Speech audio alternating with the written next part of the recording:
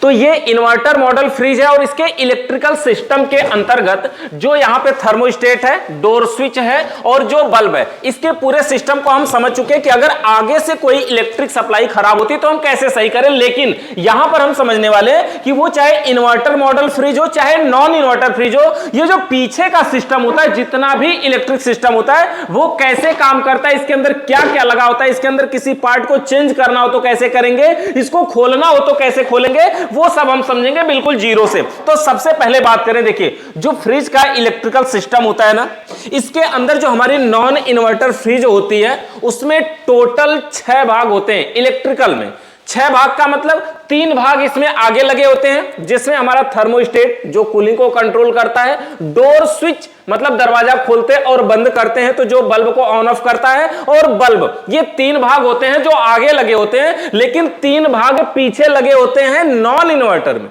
ये inverter model है तो इसमें अलग भाग हैं। अच्छा, जो 3 भाग पीछे होते हैं वो क्या होता है, वैसे बोलने को तो 3 भाग है, लेकिन अगर आप समझ जाए इस बात को तो वो एक ही भाग होता है। क्या होता है, वो होता है इसका मेन कंप्रेसर मोटर। अब दिखाते हैं आपको सबसे पहले खोल करके। देखिए ये जो खोलना अगर है आपको तो सबसे पहले ये देखेंगे एक ट्रे लगा होता है, इस ट्रे को खोलना है। तो यहां पर एक स्क्रू दिख रहा है आपको, इस स्क्रू को पहले हम ढीला करते हैं और ये जो स्क्रू है ये दोनों साइड में लगे होते हैं, तो दोनों साइड के स्क्रू को हम खोलेंगे। अच्छा, ये जो ट्रे होता है ना, जब हमारी फ्रिज ठंडा करती है और इवापोरेटर से जो टपका हुआ पानी होता है वो इसी ट्रे में गिरता है। यहां पर देखेंगे ये जो ट्रे होता है इसी ट्रे में वो भरा रहता है पानी। यानी इससे क्या फर्क पड़ता है, देखिए पानी गिरता कहां से, यह पाइप देख पा रहे हैं यहां से। देखिए कभी अगर आपके घर में पानी गिरने लगे तो आप ये समझ जाइए कि ये वाली जो प्लास्टिक है ये कहीं से छेद है, इसमें कहीं टूट गया है, कहीं से चूहा काट दिया है, कुतर दिया है। अब देखिए ये जो पाइप है, यहां वाली पाइप, इसी को देखना है। अगर कभी पानी यहां नहीं टपक रहा है और अंदर इवापोरेटर के पास अंदर ही टपक रहा है तो भी देखिए कि ये पाइप कहीं से जाम होगी। मतलब यही वो पाइप है जो इवापोरेटर से टपका हुआ पानी इवापोरेटर के नीचे चीलर ट्रे से होकर के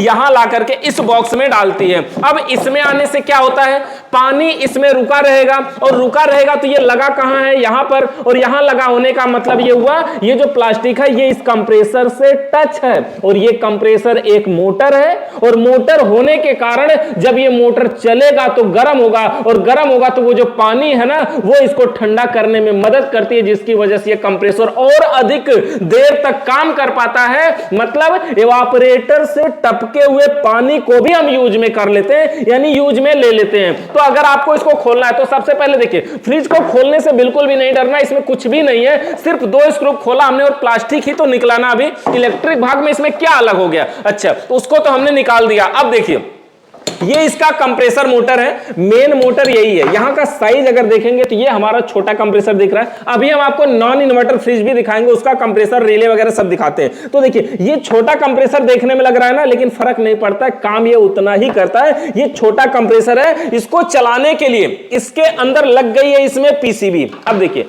ये जो पीसीबी है अगर इसको खोलना चाहते हैं तो सबसे पहले यहां से आपको एक स्क्रू ऊपर की साइड में है, इसको खोलना होगा। यहां पर देखेंगे इस स्क्रू को हम खोलेंगे, ये पीसीबी का बॉक्स निकलेगा, पीसीबी डायरेक्ट बाहर नहीं निकलेगी, उसका बॉक्स निकलेगा। अब देखिए ये जो नट है जो वायर को भी क्लिप कर लेता है इसी में, और पीसीबी भी इसी स्क्रू पे रुक जाती है। 2 स्क्रू यहां पर है, इसको भी खोल लेना। लेकिन ये देखिए जो हम स्क्रू अभी खोल रहे हैं ना, अगर आपकी फ्रिज नॉन इन्वर्टर है ना तो ये भी खोलने की जरूरत नहीं पड़ेगी, वो आसानी से निकल जाएगा। लेकिन यहां पर नॉन इन्वर्टर है, इन्वर्टर टाइप है, तो इसलिए इसको खोलना है। अब देखिए फ्रिज के पीछे ध्यान दीजिएगा खोलते समय एक पतली सी पाइप होती है, इस पाइप को हम बोलते हैं कैपिलरी ट्यूब। अगर ये पाइप टूट गई तो इसमें से गैस लीक कर जाएगी, क्योंकि यह पतली सी पाइप होती है, इसमें गैस का संचार होता है और इसका काम होता है प्रेशर को कंट्रोल करना, मतलब हाई प्रेशर से लो प्रेशर में बदलना। अब ये जो कैपिलरी ट्यूब है इसको बचाना है तो इसको किसी प्रकार का छेड़छाड़ ना हो, और धीरे से हम क्या करेंगे पीसीबी को निकाल लेंगे। अब देखिए हमने पीसीबी निकाल लिया, और यहां पर देखेंगे ये इन्वर्टर मॉडल है, ध्यान दीजिएगा। यहां पर देखेंगे यहां से एक लॉक लगा है, जंक्शन का पॉइंट, इसको भी हम अगर निकाल ले, ये इलेक्ट्रिक भाग ही हमने निकाल लिया। और अब बचा ये कंप्रेसर मोटर, इसको भी निकालना है। तो देखेंगे कि एक यहां पर बॉक्स लगा होता है, ये कंप्रेसर के ऊपर एक बॉक्स लगा होता है जिसके अंदर रिले ओएलपी हमारे नॉर्मल फ्रिज में होती है, लेकिन इसके अंदर ये जो इन्वर्टर मॉडल होती है इसके अंदर एक ओएलपी होती है और जंक्शन पॉइंट होता है खोसने वाला। दिखाते हैं आपको, देखिए स्क्रू यहां पे लगा होगा, अगर आप जब खोलेंगे तो ये स्क्रू का पॉइंट है, स्क्रू इसमें से खुला हुआ है, हम इसको निकालते हैं। निकालने के बाद इसको देखेंगे तो ये यहां से निकला, अच्छा यहां से इसका जो जंक्शन वाला पॉइंट है, ये वाला जंक्शन, ये जो क्लिप है इसकी कॉमन रनिंग और स्टार्टिंग या यूवीडब्ल्यू इसको हम बोलते हैं, इसको हम निकालते हैं और निकाल करके इसको ले लेते हैं बाहर। अब देखिए निकाल के इसको हमने बाहर ले लिया और ये फ्रिज का हमारे इलेक्ट्रिक सिस्टम हो गया। ये देखिए यह एक बॉक्स है, कितना बढ़िया है ना, ये एक बॉक्स के अंतर्गत आ गया और ये कंप्रेसर मोटर यहां रह गया और इसके अंदर अब इलेक्ट्रिक भाग, पीछे खाली कंप्रेसर बचा है। कंप्रेसर को चलाने के लिए यही पीसीबी हमारे काम में आती है। और अगर आप नॉर्मल आदमी हैं और अगर फ्रिज के बारे में, ये जो वायरिंग के बारे में बेसिक नहीं जानते हैं तो इतना समझिए, यहां पे समझिए, ये देखिए इसका क्या है, OLP। OLP इसको बोलते हैं, इसका मतलब होता है ओवरलोड प्रोटेक्टर, मतलब अधिक लोड पड़ने पर, कंप्रेसर के ज्यादा गर्म होने पर अपने आप सप्लाई को कट कर देता है। जैसे हमारा कोई टुल्लू पंप मोटर वगैरह होता है तो नाम सुने होंगे ना कि हाँ उसमें ऑटो कट लगा है। ऑटो कट क्या होता है, वो जो मोटर गर्म होता है तो अपने आप कट करता है तो मोटर बंद हो जाता है, फिर नॉर्मल होता है तो फिर से चालू हो जाता है। ये OLP वही काम करती है, ऑटो कट का काम करती है, यानी कंप्रेसर ज्यादा गर्म होगा अपने आप उसको बंद करेगा और कंप्रेसर जैसे ही चालू हो जाएगा, नॉर्मल होगा, फिर से सप्लाई चालू करेगी। लेकिन अगर किसी कारण से ये OLP खराब हो जाती है और आपको ये OLP दूसरी नहीं मिलती है और आप इसको डायरेक्ट करना चाहते हो तो देखिए इसको निकालना है, इन दोनों तारों को, और ये जो दोनों तार इन दोनों में लगे थे ना, अगर इन दोनों को किसी तरीके से यहां से काट करके दोनों को आपस में डायरेक्ट कर देते हैं तो भी हमारा कंप्रेसर मोटर चल जाएगा। फर्क इस बात का होगा कि जो कंप्रेसर है वो जब आवश्यकता से ज्यादा गर्म होगा तो सप्लाई कट नहीं होगी क्योंकि उसमें OLP नहीं लगी है। तो अगर आप इमरजेंसी में यही खराब है कि नहीं इसको चेक करना चाहते तो आप इसको लगाइए और शार्ट कर दीजिए और फिर सारी सप्लाई ये कनेक्शन खोस करके, जो भी इसका कनेक्शन है, ये जो इसका जंक्शन है 3 पिन वाला, इसको खोस करके और इसको चला के देख सकते हैं। अगर चल रहा है इसको निकालने से और इसको शार्ट करने से तो समझिए कि ये OLP खराब है। तो आप इसको बदल सकते हैं, मार्केट में आसानी से यही वाला लेके जाएंगे और इसी तरह का देख करके आप लेते आइएगा या इसका फोटो खींच लीजिए मोबाइल में और ऐसा ही ला करके और यहां पे लगा देना है। यहां पर लगाने के लिए जो दोनों तार हैं, कौन सा दाहिने था कौन सा बाएं था, इस बात से कोई फर्क नहीं पड़ता है, किसी को किसी में लगा दीजिए कोई फर्क नहीं पड़ता। देखिए ये जो OLP होती है ना, वैसे बोला जाए तो ये भी एक प्रकार की स्विच है। ये वाला पॉइंट इसमें टच हो चाहे इधर वाला पॉइंट इसमें टच हो, बात दोनों की एक ही है। ये एक स्विच का काम करती है लेकिन ये स्विच ऑटोमेटिक काम करती है, हीट होने पर काम करती है। यहां पर देखिए जो OLP के अलावा हमने लीड निकाला था, इसमें 3 छिद्र आपको दिखाई दे रहे होंगे जिसको हम बोलते हैं UVW,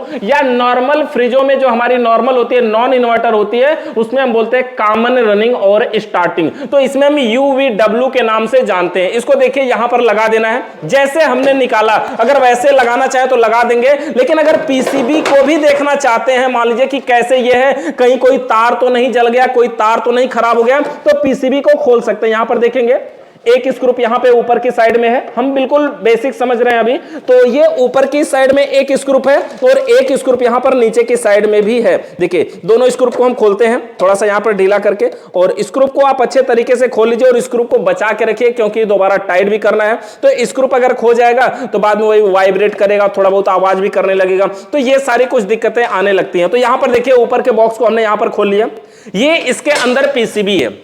ये LG कंपनी की फ्रिज है, LG कंपनी की इन्वर्टर मॉडल सिंगल डोर की फ्रिज का ये PCB है। अब देखिए अगर आपको ये PCB खरीदना हो तो आप इतना जाकर के दुकान पे बोलेंगे ना कि LG की फ्रिज है, 160-180 लीटर की फ्रिज है, इन्वर्टर मॉडल फ्रिज है, सिंगल डोर फ्रिज है। अगर इतना बताते हैं तो आपको सेम PCB मिल जाएगी और आप इस PCB को ले जा करके और कहीं से भी मार्केट में ला के दूसरा लगा सकते हैं। देखिए अगर PCB आप सोच रहे हो कि मान लीजिए हम खरीद के लाते हैं और ये गलती से हम सारे तारों को यहां से निकाल लेंगे, और ये जो जंक्शन वाला पॉइंट है किसको हम कहां लगाएं, तो ये भी ध्यान दीजिए, ये कभी गलत नहीं लगता है। जब भी ये लगेगा जिसमें जो खोसा जाएगा उसमें बिल्कुल सही सटीक सीधा बैठेगा। जैसे देखिए इसके अंदर अगर तार देखेंगे तो 2 है, लेकिन पिन जो खोसने के लिए 4 है ना, तो इसका जो पॉइंट है देखिए वो सही जगह पे लगेगा कि हाँ इसको यही लगाना है जहां पे ये OLP से कनेक्ट है। देखिएगा OLP से कनेक्ट होता है ना, और ये जो पॉइंट है देखेंगे इसमें 3 तार हैं।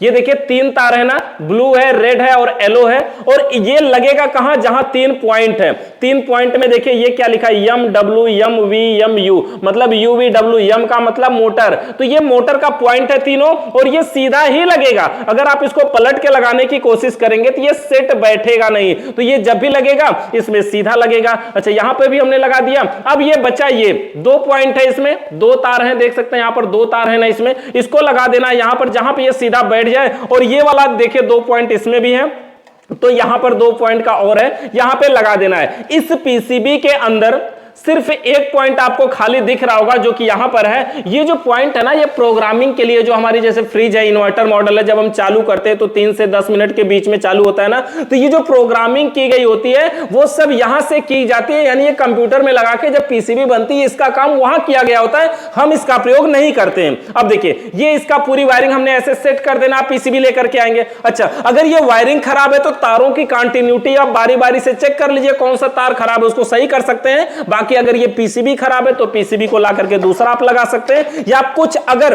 बेसिक चीज इसमें जला हुआ है, जैसे ये रेक्टिफायर है या फ्यूज है या एमओवी है, या जो कुछ ऐसा बेसिक चीज अगर जला हुआ है तो आप इसको बदल भी सकते हैं आसानी से। तो यहां पर देखिए बदलने के बाद फिर से उसी तरह से पीसीबी को लगा के सेट कर देना है, जैसे निकाले थे उसी तरह से इसमें लगा के सेट कर देना। देखिए लगाना या निकालना ये इसमें कोई बड़ी बात नहीं होती, बड़े आसानी से लग जाता है, बहुत ही आसानी से निकल भी जाता है। इस तरह से लगा दिया, और इसका जो बॉक्स है उसको भी लगा देंगे, लगा करके जो इसका स्क्रू है उसको लगा के टाइट कर देंगे। देखिए हमने तार को जब खोला, एक ग्रीन कलर का तार दिख रहा है, ये बॉडी के साथ कनेक्ट होता है, तो ध्यान दीजिएगा ये तार बॉडी के साथ कनेक्ट होगा, तो इसको स्क्रू के द्वारा आप खोल लीजिएगा। अच्छा यहां से लगा करके इसके बॉक्स को हम टाइट कर देते हैं, और जो इसमें स्क्रू लगा हुआ था उस स्क्रू को भी लगा के टाइट कर देंगे। और देखिए पीसीबी को या फ्रिज के पीछे की बॉडी को खोलना ना, अगर नॉन इन्वर्टर है तब तो बिल्कुल आसानी से आप खोल सकते हैं। इन्वर्टर मॉडल है तो उसमें आपको ऐसा लग सकता है कि नहीं यार पीसीबी है, ये सब क्या है, ये उल्टा हो जाएगा। तो हमने आपको ये भी बता दिया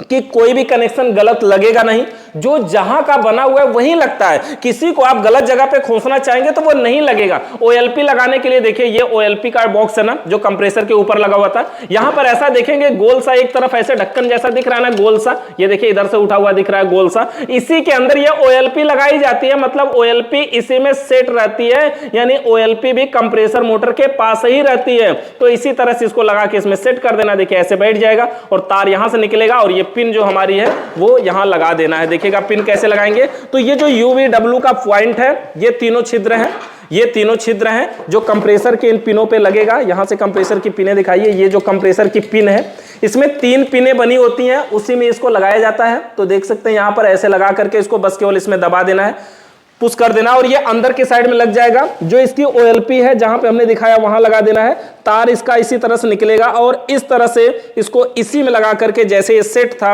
वैसे लगा करके, और ये जो साइड का स्क्रू है उसको टाइट कर देंगे। बिल्कुल बेसिक चीज है, मतलब कंप्रेसर मोटर का अगर OLP खराब है तो बदल सकते हैं, पीसीबी खराब है तो बदल सकते हैं, वायरिंग खराब है तो कंटिन्यूटी चेक कर सकते हैं। कंटिन्यूटी का मतलब जानते हैं ना, कंटिन्यूटी टेस्टर हो या डिजिटल क्लैंप मीटर हो या डिजिटल मल्टीमीटर हो, उसके जरिए या फिर सीरीज हो उसके जरिए हम चेक कर सकते हैं इन सब चीजों को। और ये जो बॉक्स है जो पीसीबी का पॉइंट है उसको भी लगा देना है। देखिए ये कैपिलरी ट्यूब की पाइप को थोड़ा साइड करके, और ये जो पीसीबी बॉक्स है बिल्कुल आसानी से जहां से हमने निकाला है वहीं पे इसका स्क्रू लगा के टाइट कर देंगे। और उसके बाद जब पीसीबी को हम टाइट कर देंगे, देखिएगा पीसीबी को हमने टाइट कर दिया पहले ही। अब इसका ये जो मेन लीड वाला जंक्शन पॉइंट है, ये जो वायरिंग है ना, आपको बता दें कि ये वायरिंग भी मार्केट से अलग से खरीद के मिल जाती है। अगर ये वायरिंग खराब है और आप इसको सही नहीं कर पाते, इसका जंक्शन पॉइंट वगैरह टूट जाता है, तो आपको एलजी के शोरूम पे या फिर किसी भी दुकान पे जाएंगे जहां पे एसी फ्रिज का पार्ट मिलता है, ये वायरिंग लेके जाइए और ऐसी वायरिंग खरीद के लाइए और अपनी फ्रिज में फिर से इसको लगा दीजिए। देखिए यहां पर हमने लगा दिया, लग गया। अब इसका जो ये वाला पॉइंट है इसको भी हम टाइट कर देते हैं। और ये जो कंप्रेसर मोटर के ऊपर का बॉक्स है, जो ट्रे है जिसमें पानी आता है, बेस्ट पानी आता होता है वो सब यहां लगा करके हम सेट कर देंगे। तो इस प्रकार से जो हमारी फ्रिज है ना, इसकी बेसिक चीजों को हम समझ सकते हैं। इस फ्रिज से रिलेटेड आपका अभी भी कोई सवाल या सुझाव है तो इसमें कमेंट करिए कि आप नेक्स्ट वीडियो किस टॉपिक पे चाहते हैं। वीडियो देखने के लिए आप सभी का बहुत बहुत धन्यवाद।